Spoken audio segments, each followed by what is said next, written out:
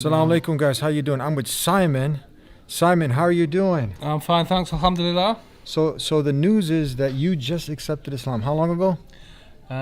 2 years in March. Can you tell us what was so amazing about Islam? You're a Brit. They call Britain. Yeah. From Britain, and with all of the hype and all of the misconceptions and all that, you took a bold step. Yeah. You accepted Islam. What was it that amazed you about Islam that had you accept it?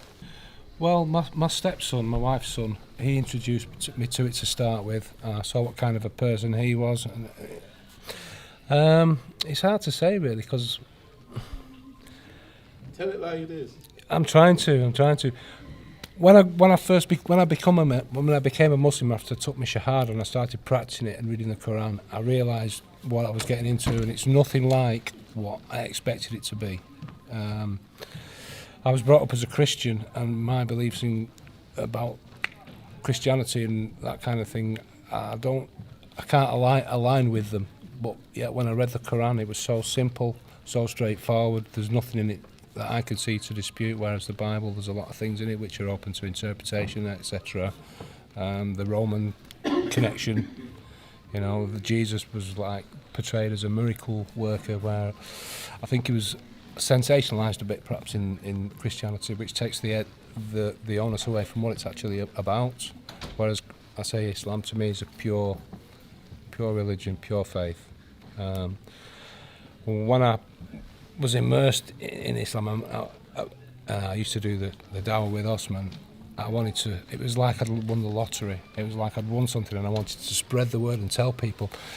When you hear about born again Christians, you think well, born again Christians are a bit crazy, but I was doing the same thing. I couldn't believe what I was doing, what I was feeling, and what I wanted to portray to people. So, Alhamdulillah, I'm so glad I became a Muslim.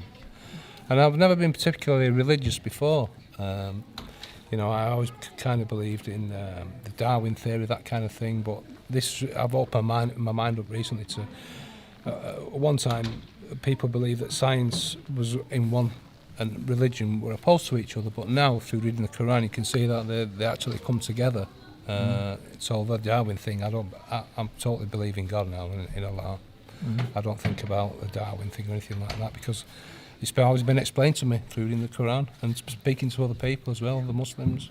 What advice would you have for other Brits, other people out there who their minds are really having the ideas that Islam is something that is foreign, Islam is something of the other, that Islam is something violent, and the list goes on of all of these things that contradict Islam?